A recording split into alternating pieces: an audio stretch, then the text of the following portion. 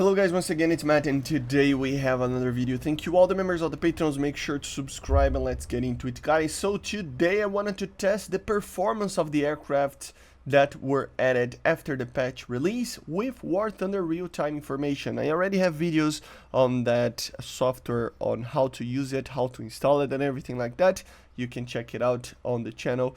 And we are going to test a new aircraft. I always love to check it out and test it out a little bit because aircraft can be very different, and if you know where the performance of these aircraft are, you can really go for it and really understand how an aircraft is, okay? So, or how can you use the aircraft. So you're going to use a minimum fuel load with no limit in fuel, okay?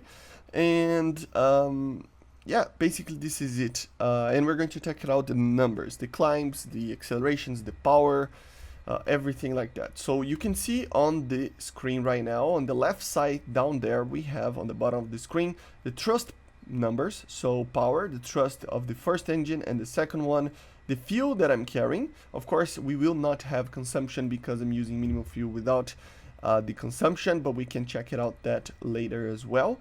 Then up top, right on the side of the thrust, there on the throttle, we have AOA, the angle of attack, the turn in degrees per second, the total weight of the aircraft, right? Also the aircraft basically the weight of it, so almost 20 tons with minimal fuel, so it's a very heavy aircraft, the Su-27. And then we have the thrust to weight ratio as well, that we can check it out. In the middle of the screen we have the heading, we have the climb down there, the G limit, the IAS, and the amount of fuel if I maintain the throttle on that part. So we have the normal time of fuel, but we do have other things. So as you see, when I start to accelerate, for example, the thrust starts to increase as well because I'm putting more power down, and of course once it gets more air in the engines, it will increase the power as well. We are going to go in the middle of the sea to have kind of a more like sea level kind of experience, of course. So yeah, we already are at 1.2 in the thrust to weight, as you see. So yeah, the Su-27 is a very strong engine, guys. We are already at 250 kilonewtons of power. It's, oh my god, these Luca engines are amazing engines. Of course, it's a very heavy aircraft, so the thrust to weight might be lower than something like a MiG-29 or even an F-15 or something, but it's just because it has a lot of, you know, size and weight. So as you see, maximum thrust that we can have in each engine, basically 150, 151, so we are at 300 kilonewtons of power, man. You can see that it's in kilogram force, so 15,000 kilogram force is basically 150 kilonewtons, right? So yeah, we're almost breaking our wings and the power is still increasing. So yeah, basically it's 153 kilonewtons each engine, which means it's 306 kilonewtons of power in the optimal conditions of air intake. This is probably the strongest aircraft in the game on that regard, on the amount of kilonewtons that it can actually produce. It's just the craziest number ever. Let's get to 1300 kilometers per hour and then climb a zoom climb until it's at 90 degrees. Come on. Well, it didn't go for the 90 degrees. That's crazy. But yeah, 300 meters per second as you see on the climb, of course, in a zoom climb. Very good. Let's check out the turning capability down below. Let's go back. So you can get to 315 meters per second of climb. Maybe if it's faster a little bit, you can get more. Of course, this is very light with no weapons and everything like that. Always remember that if you get some weapons on it, it will of course be heavier. Let me decrease the speed so that we can actually turn better, right? Hold up. Let's see the turn. Take a look on up there on the top of the screen on the AOA and the turning capability on degrees per second. Oh, I'm too fast. I'm passing out. Oh my god. Jesus Christ, he hit it like 48 degrees per second, I think. Let me try again. Because the pilot is passing out with this amount of speed. Hold up, and then we go. Oh my god, it reached 60, but I don't think that's a realistic number. I really don't think so. Yeah, it reaches like 50, but then it goes down to like 25 at 500 kilometers per hour. But I am kind of slow. Let me test again to the other side. It's like high 20s, low 30s. It basically varies between that. But of course, initially it goes to like 60. Yeah, it's the initial turn, of course, because it's almost a Cobra, right? If we even try to do something like a vertical thing, it's almost a Cobra. It's not really, because you need to use full real control, and we are going to use that in a bit, but yeah. And check it out, the AOA as well, which is a very, very important factor for the amount of turn that an aircraft can have. So as you see, the AOA is kind of limited to something what the MiG-29 is, 22, 23 degrees, but it just can't turn way more than the MiG, right? Yeah, 23, something like that. Let's get a little bit more speed. If the aircraft feels like it's dancing, man, it's so crazy. It's dancing in the air. Such a good aircraft, this one. Yeah, it can get to 24, and then it goes down a little bit. So yeah, let me go for the full real controls. I gotta put a button over here.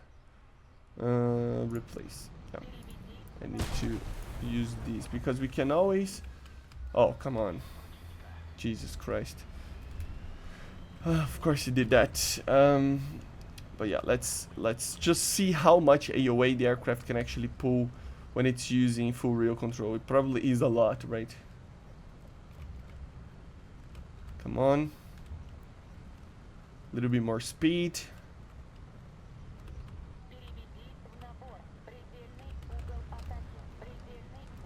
Oh my god. It did a 90-degree AOA pull, man. Oh my god. Yeah, that's the Cobra, right? That's the Cobra. That's the Cobra we love. 90 degrees of AOA. Oh my god, this thing is crazy, man. Look at that. Yeah, I'm not properly doing the Cobra, but still it's crazy. Let's see the fuel consumption of this thing, just to see how much fuel you actually can have, right? Internally, of course, this thing doesn't use any type of external fuel tanks. So let's use a full fuel tank, a limited fuel over here, just to see how much time we actually have, because the one that we have right down here below the wing of the aircraft, the right wing below IAS, it's the fuel, and the amount of fuel that you can actually you know, the amount of time that you actually properly have when you are in the setting of power that you are. Okay, so for example, if I take it to 100%, it will be, I don't know, 50 minutes. But if I go to afterburners, it will be 12 minutes. And the faster I go, the more power it gets, it will actually decrease the time, because it's actually consuming a lot more fuel. So let's get a little bit more speed when it gets to the 300 kilonewton mark, right? Then it will consume a lot of power, a lot of fuel. No, actually it's not consuming that much, actually. Yeah, now... Oh my god, yeah, now it consumed like 2 minutes in no time. And it's still going. Look at that time going down. Oh my god. 9 minutes and 21. This thing produces a lot of power. 9 minutes. It ate it up like 4 minutes in 30 seconds. So yeah, 9 minutes, I think it's a very good amount in the speed that we are. So a lot more than the MiG-29, almost more than twice as much. So yeah, very, very good. And as you see, it is a very efficient engine, if you will, because it produces 300 kilonewtons total. But as you see, it's actually consuming down there in the bottom left side of the screen 980 kilograms per minute of fuel, which means that it's not a lot actually. The F-14, for example, produces a lot less power and consumes a lot more fuel. Not a lot more, but more. So we have the numbers for the Su-27. Let's test it out, the F-15, and then I'm gonna test it out the Mirage a little bit in the Gripen. I don't want this video to be too long as well. Let's see the American one. Of course, we're going to do basically the same. Let's create one without payloads, minimum fuel load, and then this just for so that we can actually test it out, the climb and turning capabilities. So we are here again, the same thing, flaps down. It's already producing a lot less power, but look at the total weight, 5 tons less than the Su-27, right? So it's a lot lighter, the F-15, which is crazy to think about it, that the Su-27 is like almost what, third heavier than the F-15. It's crazy, man. And see the power, the thrust is almost the same, guys. It's almost the same. So these these engines are very good, man. These engines are amazing. Holy mother.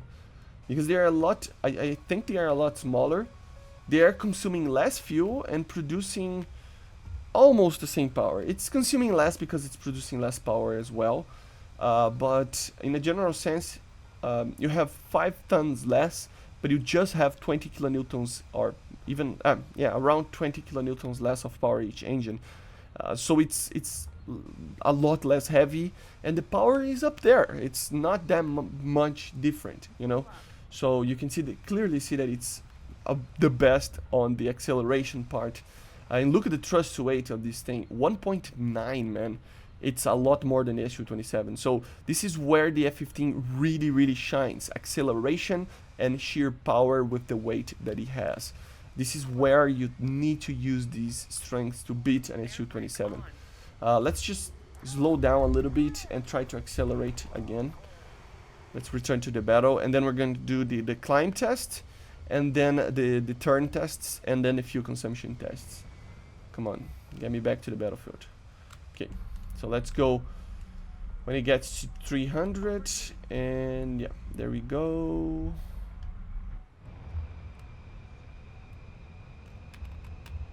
$330. So it's a little bit more. It's not by much though. It's like 15 meters per second. So the F-15 climbs more and out-accelerates the F-15 in a general sense. It's not that different, but it is better. I would like to test this thing comparing to the MiG-29 and F-16 as well at one point. So let's go down now and test the turn, because this is where I think, of course, we have some limitations compared to the Su-27. We can't win. You can't win in every single situation, right? So let's go. Of course, the Cobra is non-existent on this aircraft, so you cannot do it. Hold up, and there you go. Look at the turn on this thing, man.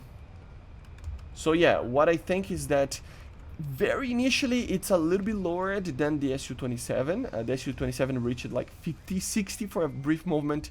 This one reached around 40 for a brief moment, as you're going to see right now. Hold up.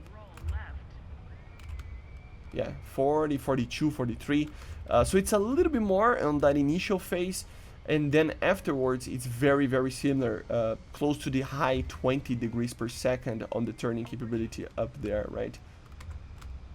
Yeah, see, it maintains, I gotta say, I think it maintains on the right speed a better turn than the Su-27. It's just that when you go down in speed, the Su-27 will remain a little bit better. So let's just test this.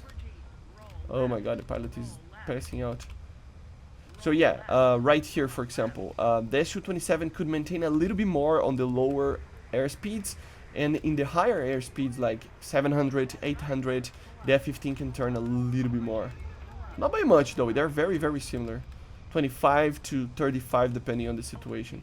And of course, if we try to do a Cobra or anything like that, yeah, the AOA is there, 30 degrees almost, but it's nothing like the 90 degrees that we saw with the Su-27. But it's, of course, the Su-27 can do the Cobra, right?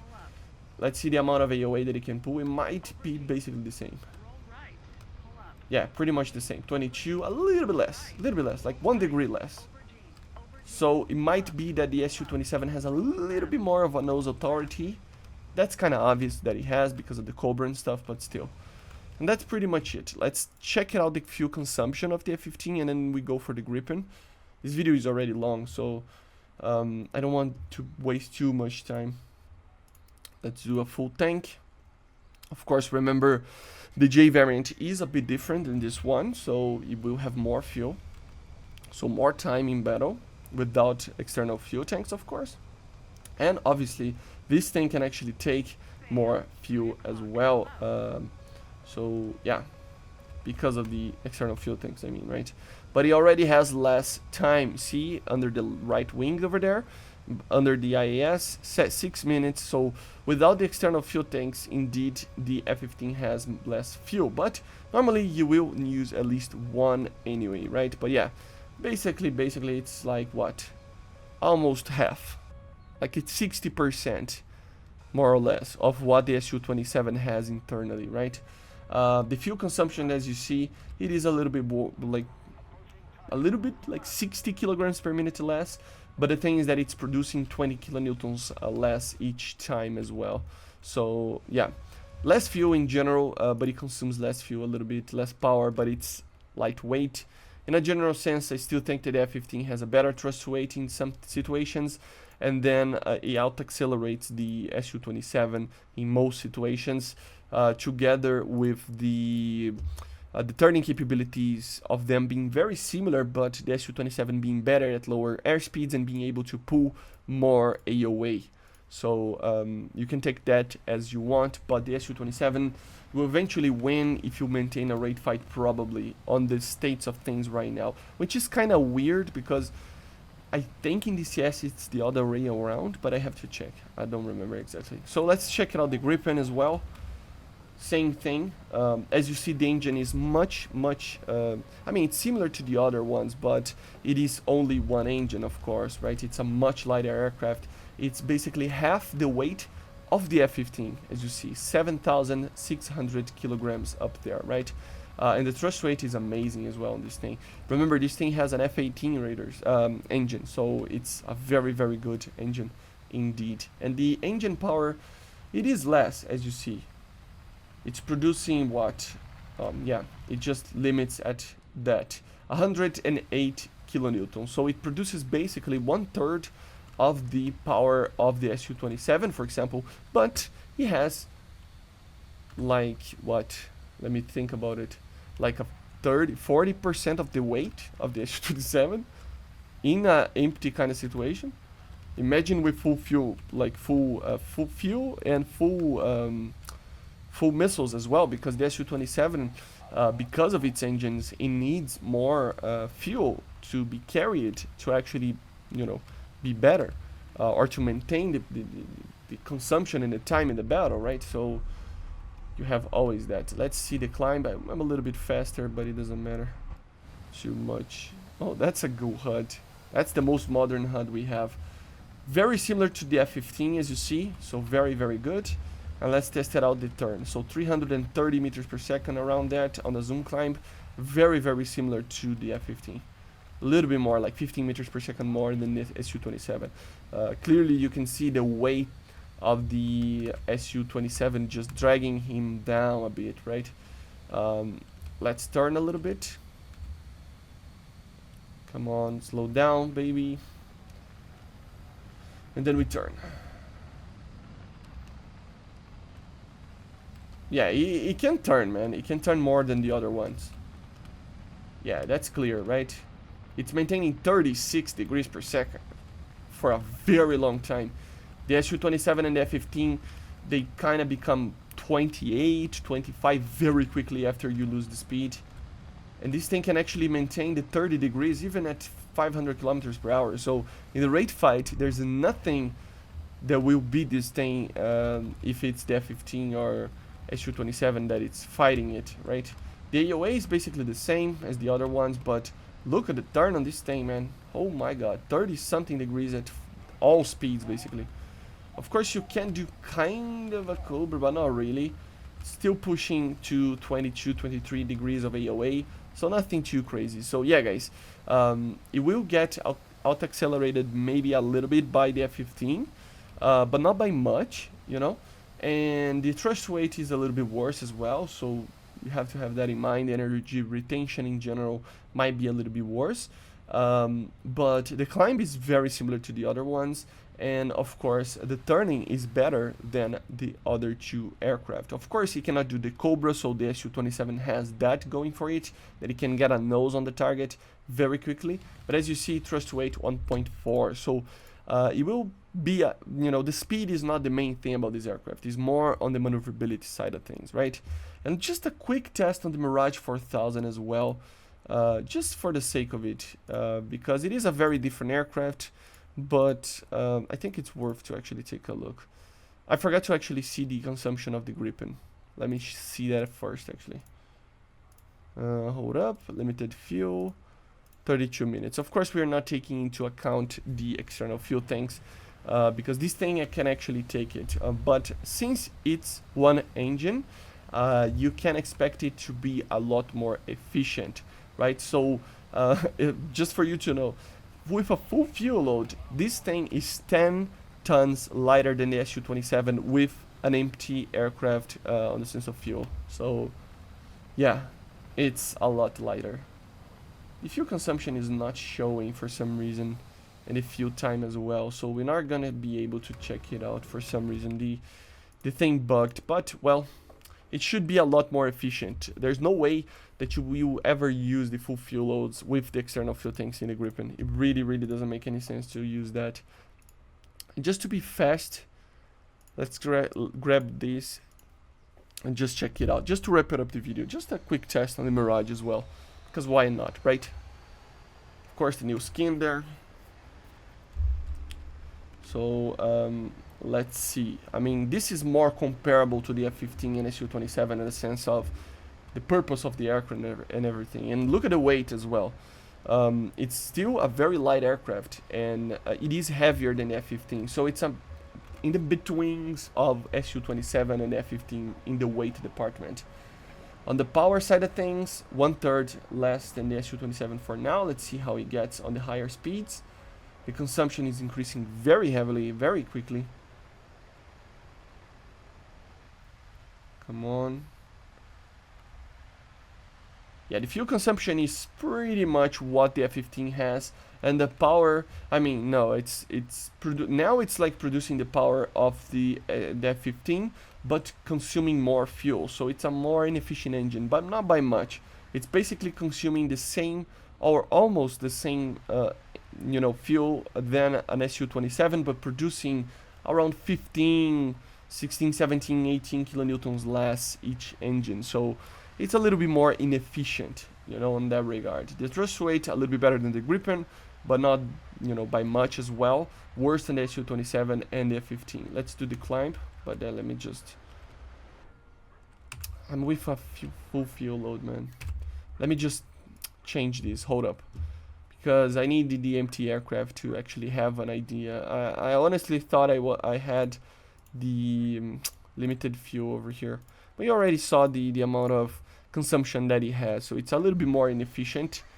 And it produces around the same power as the F-15.